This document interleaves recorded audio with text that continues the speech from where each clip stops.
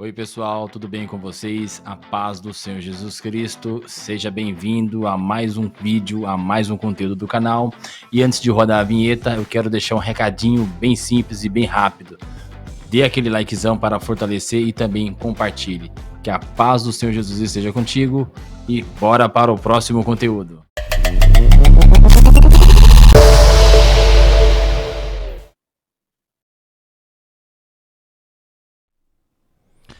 Bom pessoal, tudo bem com vocês? A paz do Senhor Jesus Cristo, que Deus abençoe a sua vida e nós estamos aqui para mais um vídeo do canal da Teolic. Teolic crescendo para a vida, amadurecendo para a eternidade.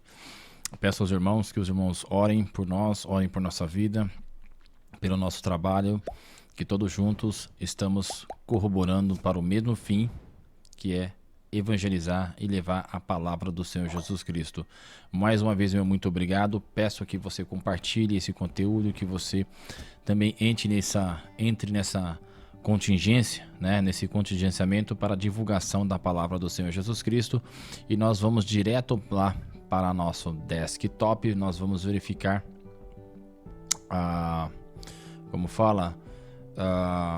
o nosso software bíblico Logos, e eu estou aqui mais uma vez novamente. Agradeço demais pela oportunidade de poder falar do amor de Cristo para você, meu querido, que você que não conhece ou você que conhece, enfim, Deus, ele tem uma grande obra na vida de todos nós e importa que nós façamos a divulgação do trabalho, a divulgação da palavra do Senhor Jesus Cristo.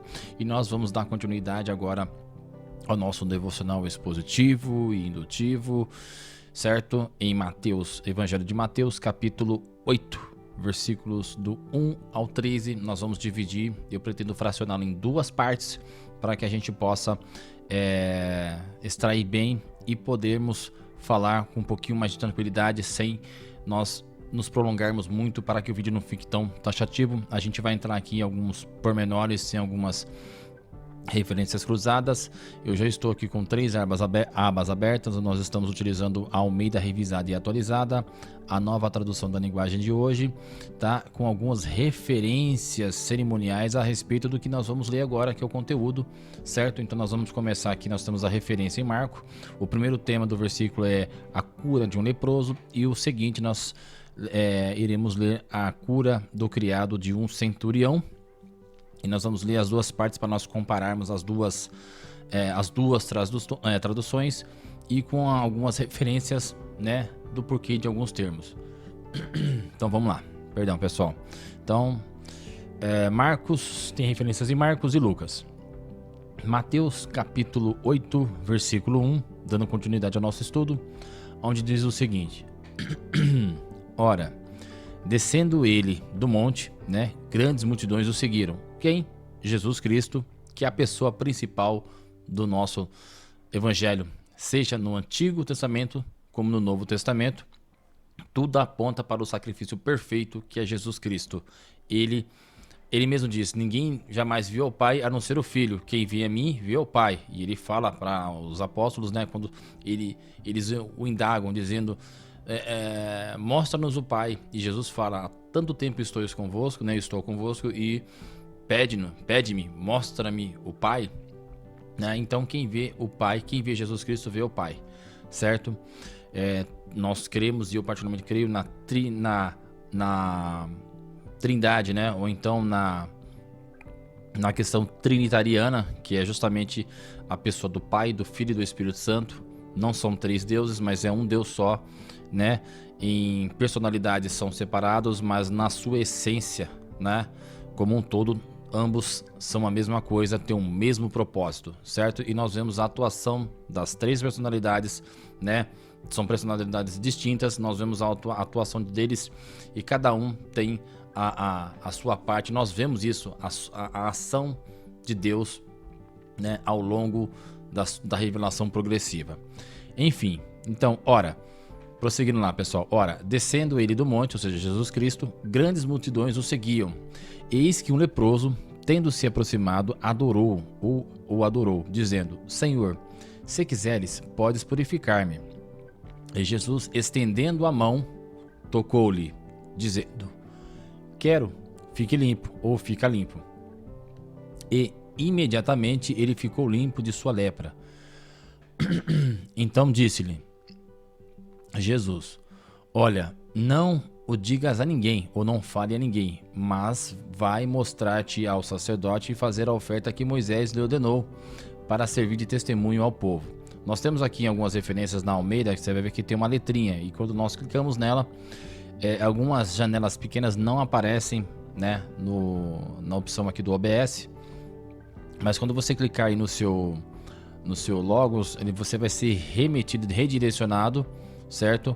Para uma outra tradução da Bíblia, onde vai falar justamente sobre a questão da referência cruzada em Levítico. E nós temos aqui, ó, lá em Levítico, capítulo 4, que fala justamente sobre a cerimônia. Por que Jesus Cristo pediu para que ele não dissesse a ninguém, mas fosse direto ao sacerdote no templo se mostrar? Porque isso aí era um rito, né?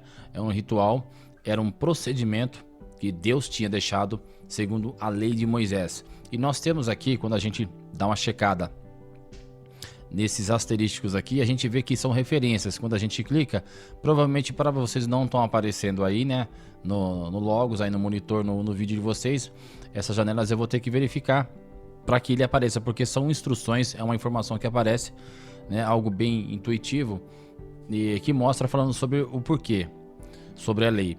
E só para acrescentar, fazer aqui o cruzamento de informações com aquilo que Jesus Cristo disse ao leproso, né, depois dele ser curado, diz o seguinte, sobre a lei de Moisés, fazendo um adendo aqui. A lei é um termo usado em vários sentidos, sendo que o sentido exato em cada passagem precisa ser buscado dentro do seu contexto, isso é óbvio, né? E o termo é usado para qualquer lei, né, de um grupo, religioso ou não. E nós temos as referências em Êxodo, no livro de Esther e também em Atos. O termo também pode significar uma regra, um princípio ou norma, né?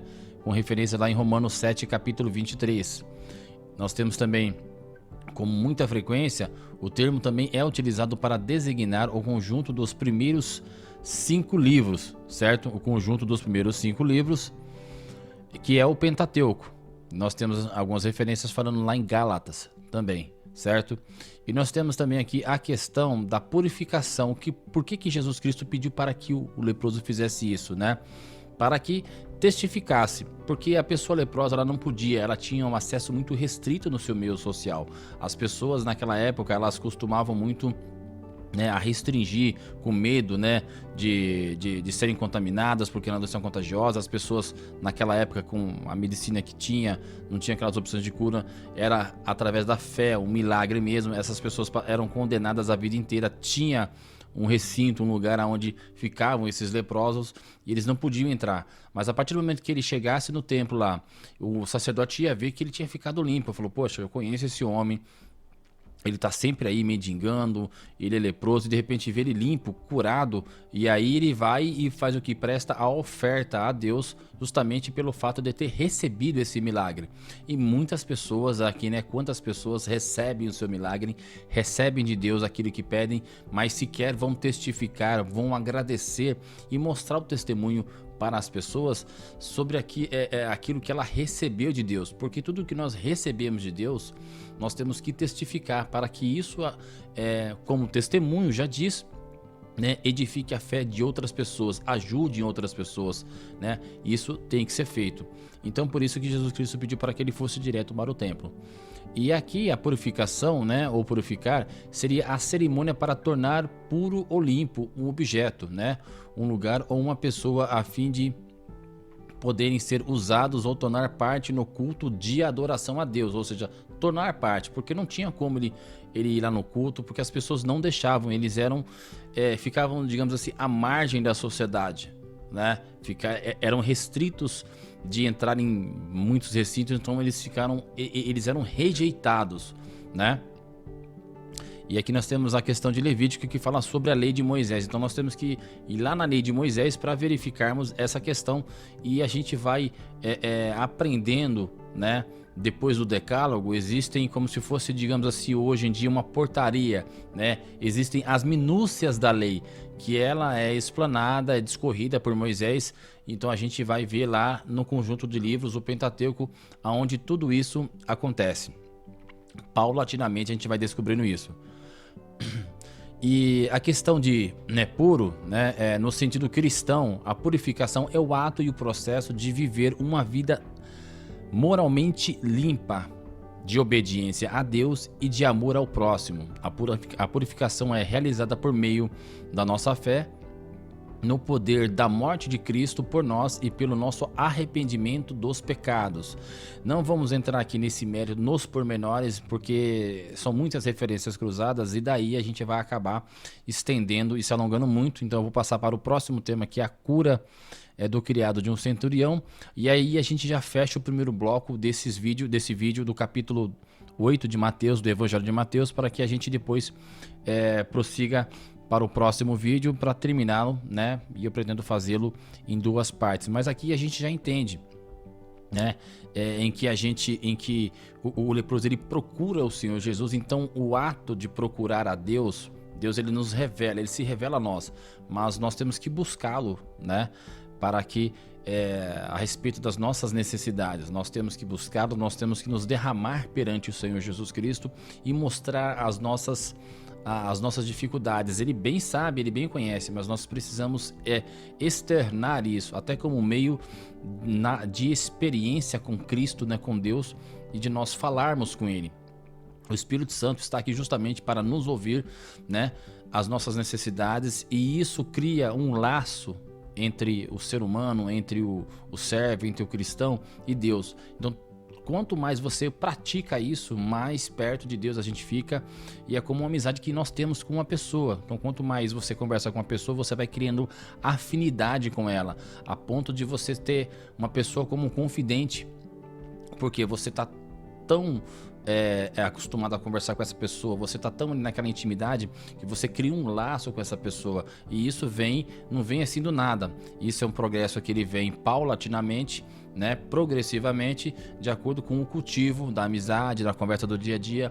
E se nós colocarmos isso, no sentido cristão, é isso que acontece, e é isso que devemos fazer. Então, Jesus Cristo pediu para que ele se apresentasse então ao templo, para que ele pudesse falar: não, agora eu estou limpo para o sacerdote, eu posso entrar. Então ele entraria lá e poderia oferecer uma oferta a Deus, e aquilo serviria como testemunho para a edificação da fé dos demais israelitas, dos demais judeus, segundo a lei de Moisés. Bom, vamos lá agora para a cura do criado de um centurião, e aqui a gente vai ver algo bem enfático e evidente que Jesus Cristo deixa para as gerações futuras. Então vamos lá. Tem referência no livro de Lucas, capítulo 7, do versículo 1 ao 10, certo? Então vamos lá, pessoal. Capítulo 8, versículo 5. Tendo Jesus entrado em Cafarnaum, apresentou-se-lhe um centurião, implorando: Senhor, o meu criado jaz em casa, de cama, paralítico, sofrendo horrivelmente. Então Jesus disse: eu irei curá-lo, ou seja, eu vou até a tua casa, O verbo ir, eu vou. Mas o centurião respondeu: Senhor, não sou digno de que entres em minha casa, mas apenas manda com uma palavra e o meu rapaz será curado. Então aqui a gente vê o reconhecimento, e olha que foi de um centurião, alguém que estava fora ali do círculo social, do convívio dos judeus e do convívio dos israelitas. E a gente vai entender isso depois, quando Jesus Cristo fala. E aí, ouvindo isto, admirou-se Jesus e disse aos que seguiam... Bom, eu pulei aqui, ó. Aí o que acontece? Ele fala: não sou digno, ou seja, a primeira coisa que nós temos que fazer é nos derramarmos perante Deus. Nós temos que reconhecer que nós somos pecadores, nós temos uma natureza pecaminosa. Apesar de nós passarmos pelo batismo e ser declarado como uma nova criatura, um novo nascimento, isso não quer dizer que nós ficaremos a vida inteira sem pecar e nunca mais pecaremos, como a teoria da erradicação, que tem aí alguns estudos que posteriormente eu quero entrar em detalhes, inclusive eu vi lá no Instituto CACP, uns estudos muito bacana. Não vou entrar no mérito, mas o que acontece? A gente continua ainda com a natureza pecaminosa, estamos sujeitos a pecar, mas Pedro diz, a Bíblia diz: se pecarmos, nós temos um advogado junto ao Pai, Então também não vamos ficar pecando, né? Sair pecando, porque Deus ele conhece a nossa intenção, mas se nós escorregarmos, nós temos o advogado junto ao Pai, e enquanto ele é advogado, porque depois ele estará na posição de juiz, né? Mas enfim, então ele reconheceu, nós temos que reconhecer, esse é o primeiro passo, reconhecimento, humilhação, certo? Não sou digno de que entres em minha casa, mas apenas manda com uma palavra, né? E o meu rapaz será curado, pois também eu sou homem sujeito à autoridade. Tenho soldados às minhas ordens e digo a este, vai, e ele vai. E a outro, vem, e ele vem. E ao meu servo, faz isto, e ele o faz. Ouvindo então Jesus isto, né, admirou-se e disse aos que o cercavam, aos que o seguiam: em verdade vos digo que nem mesmo em Israel achei fé como esta.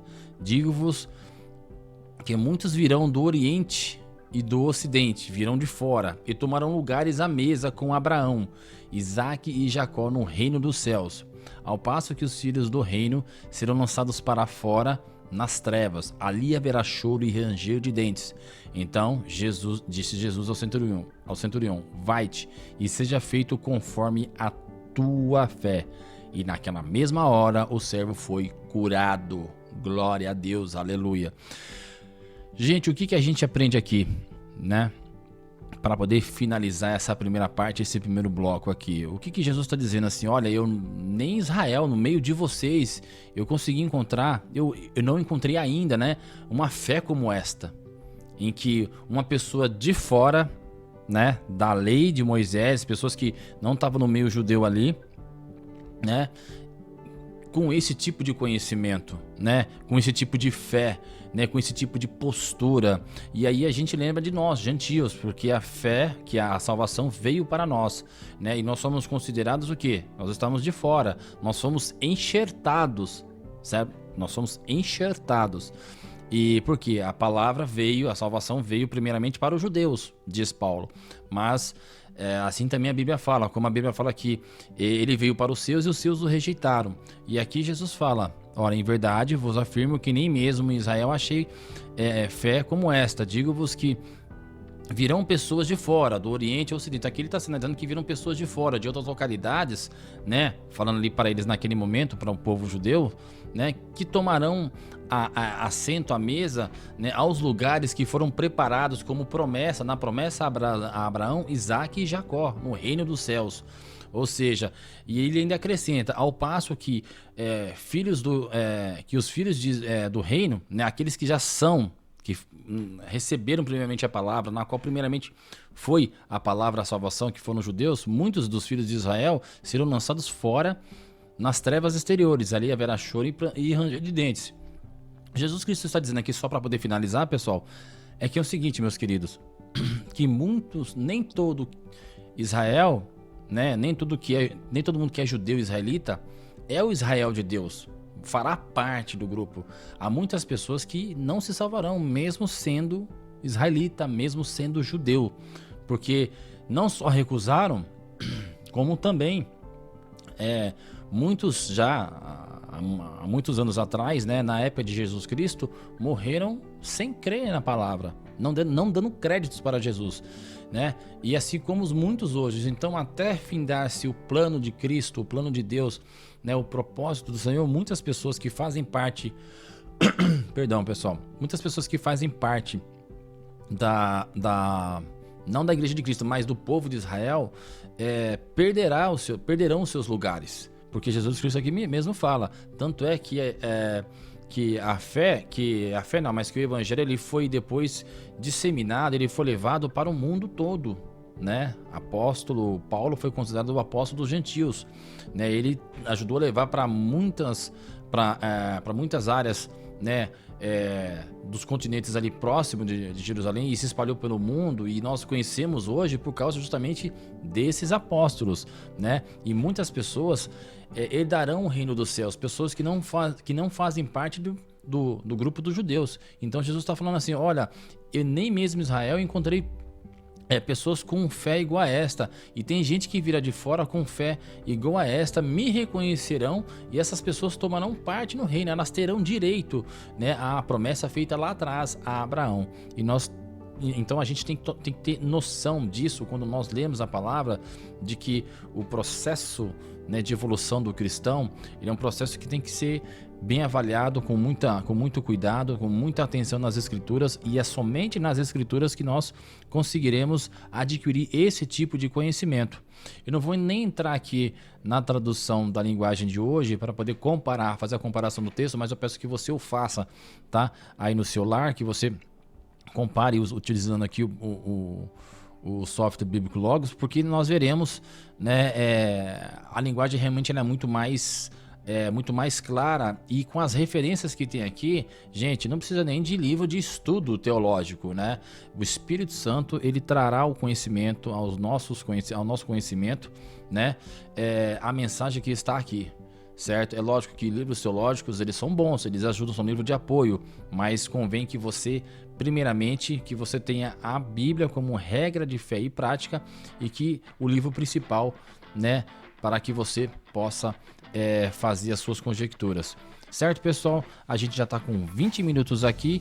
Eu quero encerrar esse primeiro bloco. Quero agradecer os novos inscritos e pedir que você compartilhe, que você dê força para o canal através do compartilhamento, através do like, né? E orem por nossa vida para que o nosso trabalho ele continue fortalecido, né? E a propagação através do seu like, do seu compartilhamento, certamente vai nos ajudar muito, muito mesmo. Gente, muito obrigado mais uma vez. Espero ter esclarecido, né? E eu acredito que sim, de uma forma mais sucinta e breve, mas convém que você faça uns estudos mais aprofundados no seu lar, na sua casa, tire um momento para Deus, para que você possa aprender ainda mais. E essa é a minha intenção, é trazer um pouquinho só, né? Mas a vara e o anzol, né, está nas suas mãos, e quem tem que pescar é você. A gente vai dar um aparato, né, um empurrão, e isso vai com certeza te impulsionar.